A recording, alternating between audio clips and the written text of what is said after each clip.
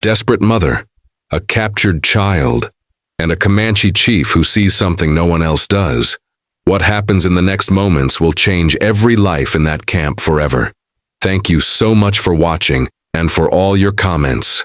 Let me know at the end if you liked the story and where you're watching from and why you're following this. The harsh wind swept across the plains of the Texas Territory, carrying with it the scent of sage and dust.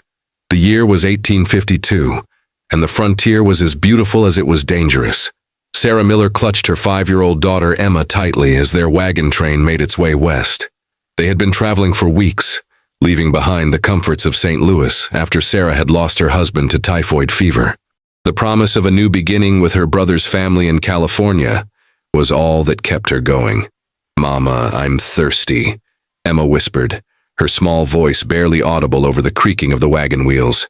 Sarah reached for the canteen, rationing what little water remained. "Just a small sip, darling. We'll reach the river by nightfall." The wagon master, Mr. Barton, had assured them they would find a suitable place to camp with fresh water before dusk. Sarah trusted his judgment, though she had noticed his increasingly worried glances toward the horizon. The Comanche territory was not to be taken lightly, and rumors of raids had put everyone on edge. As the afternoon sun beat down mercilessly, Sarah noticed a cloud of dust in the distance. At first, she thought it might be a storm brewing, but Mr. Barton's shout shattered that hope. "Indians! Everyone, circle the wagons!" Panic erupted among the travelers. Men scrambled for rifles while women gathered children. Sarah froze momentarily before instinct took over. She pulled Emma down from their perch and hurried her inside the canvas-covered wagon. "Stay here and don't make a sound," she instructed, pressing a finger to her lips. Emma's blue eyes widened with fear, but she nodded obediently. The thundering of hooves grew louder, drowning out the shouted commands of Mr. Barton. Sarah peered through a small tear in the canvas and saw them. Comanche warriors, at least 20 strong, their faces painted for battle, riding in perfect formation toward the vulnerable wagon train. The first shots rang out from the settlers, but they were hopelessly outnumbered. Sarah watched in horror as one by one, the men fell.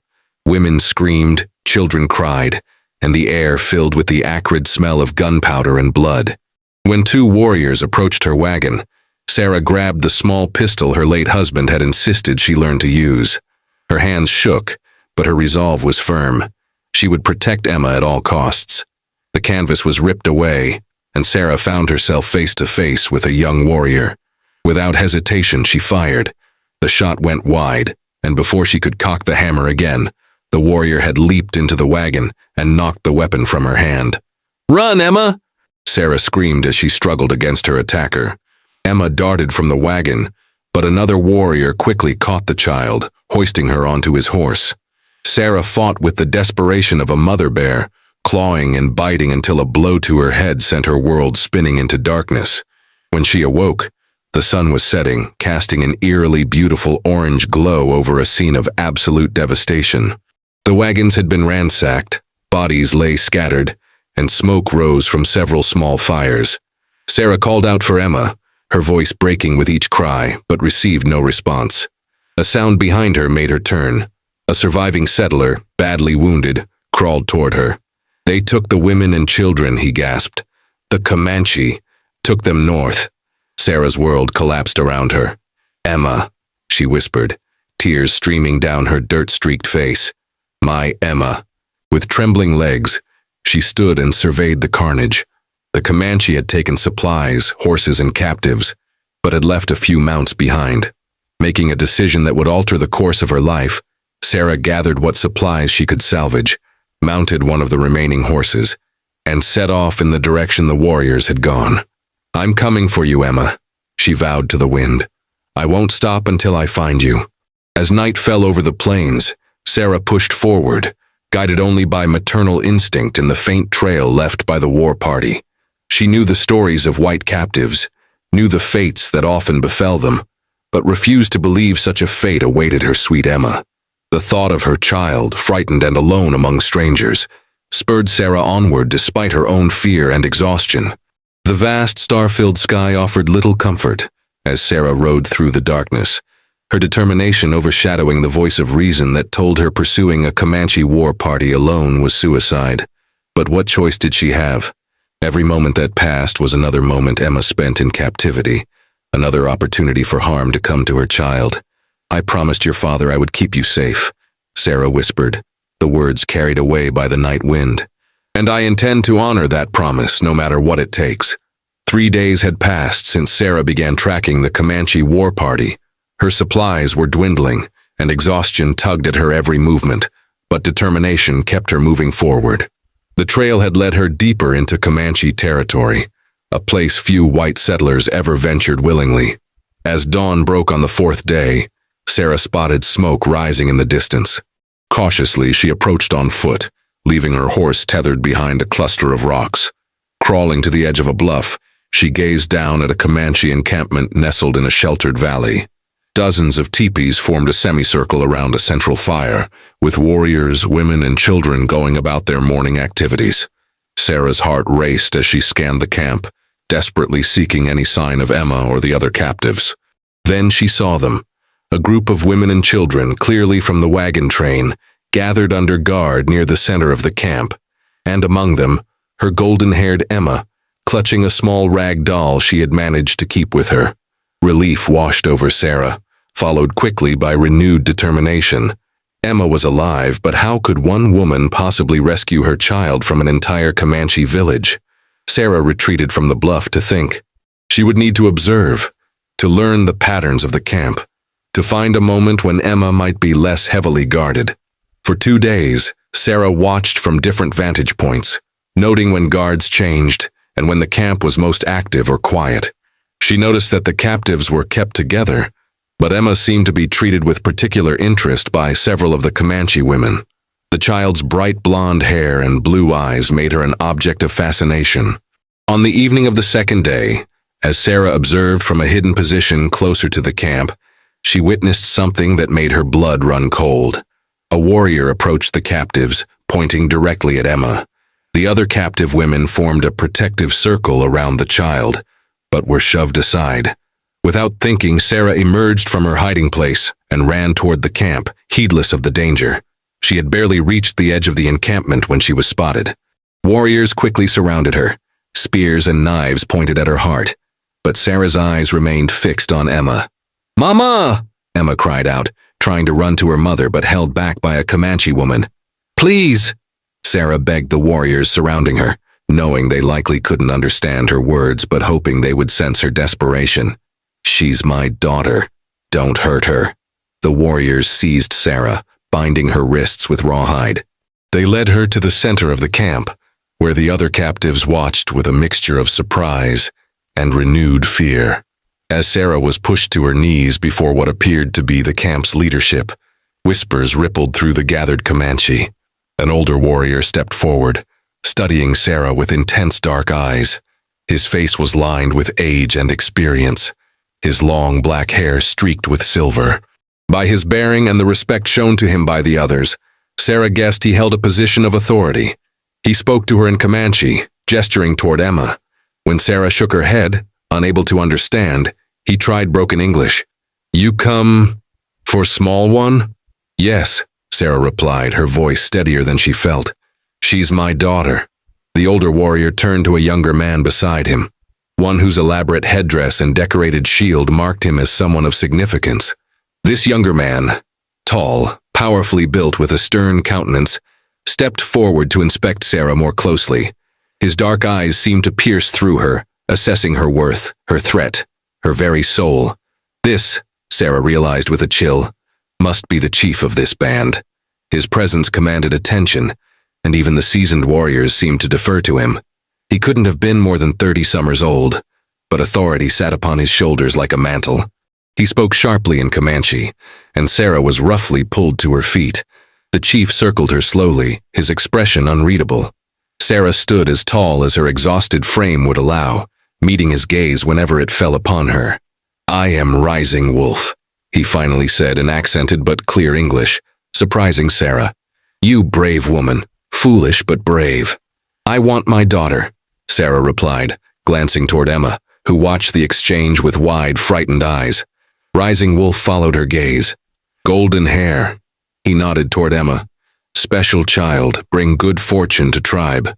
Fear clutched at Sarah's heart. She had heard stories of native tribes adopting white children, raising them as their own until they forgot their previous lives. The thought of Emma forgetting her, forgetting their life together, was unbearable. Please, Sarah whispered. She's all I have. Rising Wolf studied her for a long moment before speaking again. You stay. Child, stay. You serve tribe.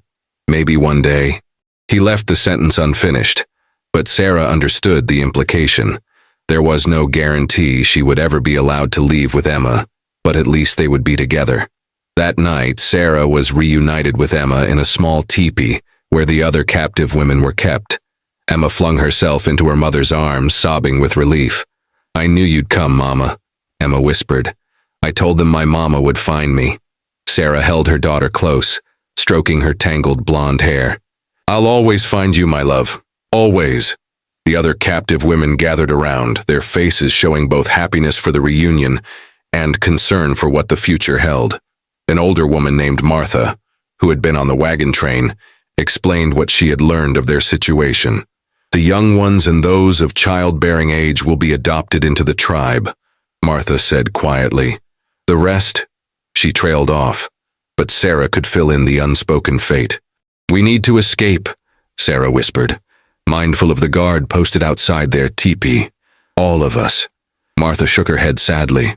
They watch us too closely. And where would we go? We're deep in their territory now. Sarah fell silent, knowing Martha spoke the truth.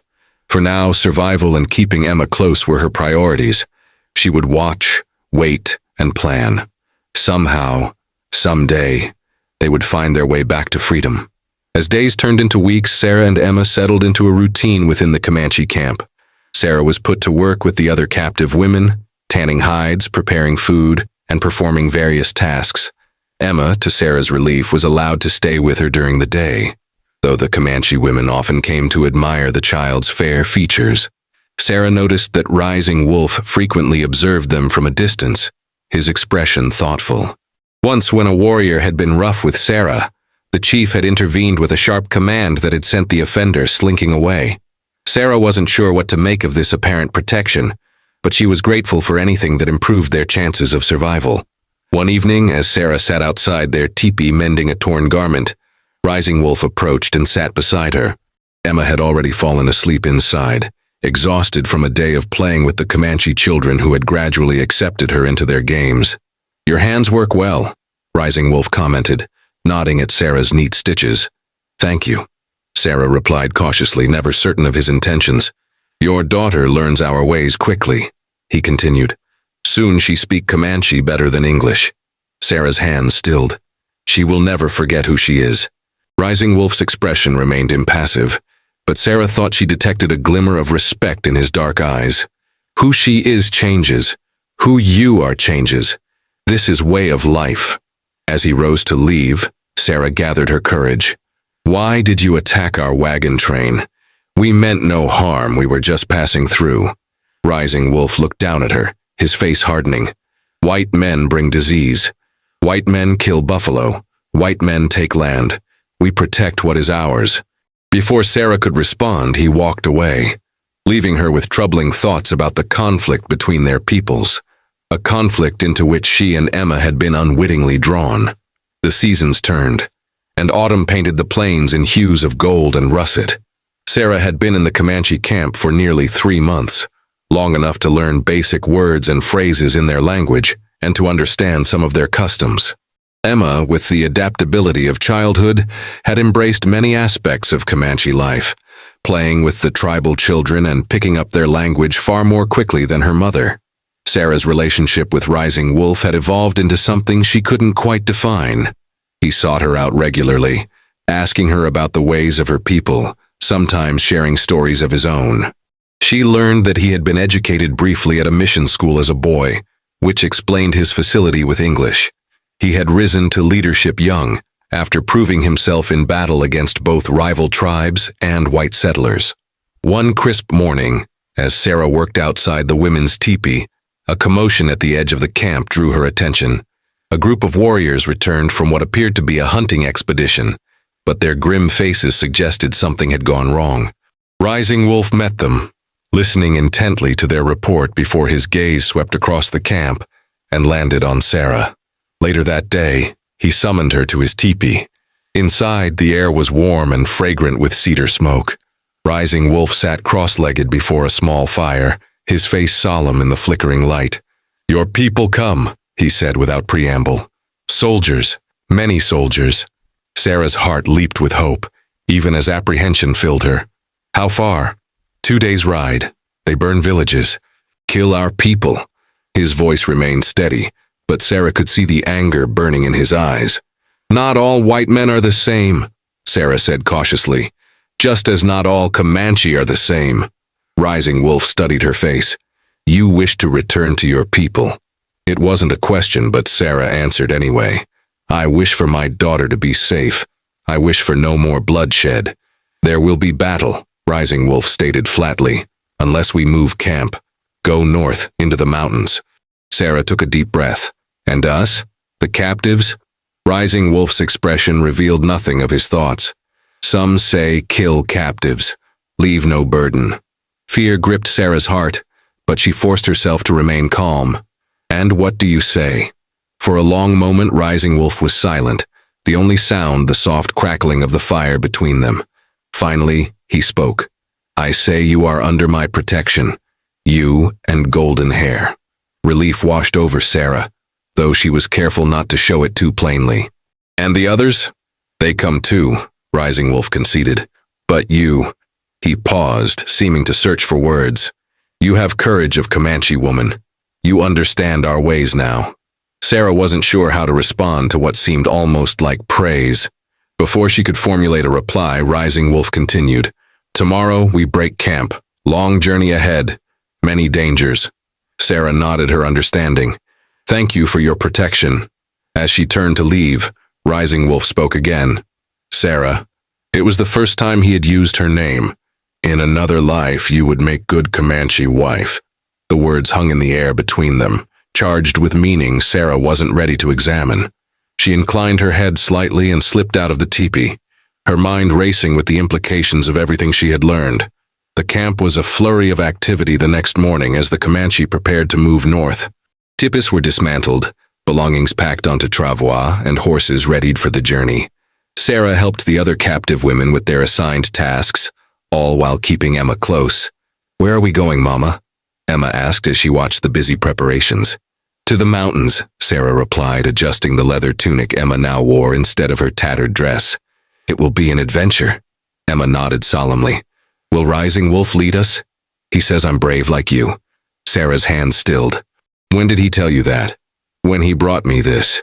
Emma pulled a small carved wooden horse from the pouch at her waist. "He said brave girls should have brave horses." Sarah examined the carving, touched by the unexpected kindness. The figure was beautifully crafted, clearly made by skilled hands. "It's lovely, Emma. Did you thank him?" "Yes, Mama, in Comanche." Emma beamed proudly. By midday, the camp was on the move.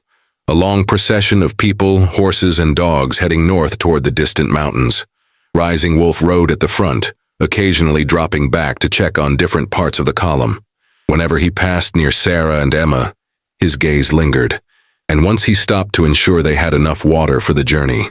The first day of travel passed without incident, but as they made camp that evening, Sarah overheard worried conversations among the warriors. Even with her limited understanding of Comanche, she could tell they feared the soldiers were following their trail.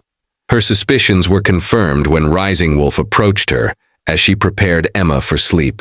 "Soldiers follow," he said quietly. "Move faster tomorrow." Sarah nodded, then hesitated before asking, "If they catch us, what will happen?" Rising Wolf's expression darkened. "For us, death. For you," he shrugged, "return to your people. If they don't shoot you first, thinking you Comanche now." The stark reality of their situation settled over Sarah. After months among the Comanche, wearing their clothing and learning their ways, would the soldiers even recognize her as white? Would they listen before they fired? And what of the other captives? "There must be a way to prevent bloodshed," Sarah said, almost to herself. Rising, Wolf watched her curiously. You care what happens to Comanche? Sarah met his gaze steadily. I care what happens to people. All people. Something shifted in Rising Wolf's expression. Surprise, perhaps, or reassessment. He reached out, hesitated, then lightly touched Sarah's cheek with calloused fingers. Sleep now, he said softly. Tomorrow, long journey. As he walked away, Sarah realized her heart was beating faster, and not entirely from fear. Confused by her reaction, she turned her attention back to settling Emma for the night, pushing all other thoughts aside. The second day of travel was harder, the pace punishing as the band pushed deeper into rougher terrain. By late afternoon, even the hardiest warriors showed signs of fatigue, and the women and children struggled to keep up. When they finally stopped to make camp in a sheltered valley, Sarah was helping Emma drink from a water skin when shouts of alarm rang out. Warriors rushed to defensive positions, women gathered children, and within moments, chaos erupted. Soldiers on horseback appeared at the valley's entrance, their rifles already firing into the Comanche ranks. The ambush had been perfectly executed,